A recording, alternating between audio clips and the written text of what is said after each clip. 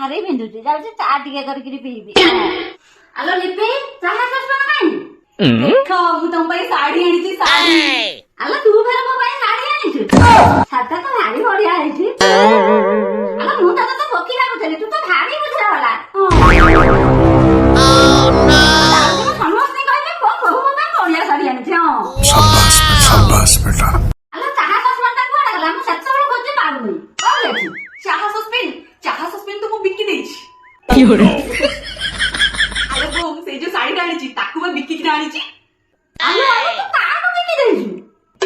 ଆଲୋ ବୋଉ ଗାଁକୁ ଯୋଉ ବେପାରୀ ଆସୁନି ପୁରୁଣା ଜିନିଷ ନେଇକି ନୂଆ ଲୁଗା ଦଉଛନ୍ତି ସେଇ ବେପାରୀ가 ବିକି ଦେଇଛି। ହଁ ବୋଉ ସେଇ ବେପାରୀ ଭାଇକି ତମ ସସ୍ପେନ୍ ଟା ବିକି ଦେଇକି ତମ ପାଇଁ ବା ନୂଆ ଶାଢୀ ନେଇ ଆସିଛି।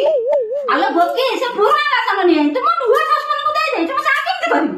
ଆଲୋ ବୋଉ ସେ ସସ୍ପେନ୍ ବିକିକି ବା ତମ ପାଇଁ ନୂଆ ଶାଢୀ ଗୋଟେ କିଣିଛି। ହଁ ଆଲୋ ଶାଢୀରେ କଣ ମୁଁ ଚା କରିବି? ଭଲ ଲାଗେ ତ ଜମା ନାହିଁ ନାହିଁ, ଯେତେ ଭଲ କର ଶୁଣିବାକୁ ତ ପଡିବ। ଆଲୋ ରହ ହେଣ୍ଡୁଳି, କଣ ତୁ ମୋ ପାଇଁ ଭଲ କରିଛୁ? ମୁଁ ତ ମଜା ବୁଝୁଛି ର।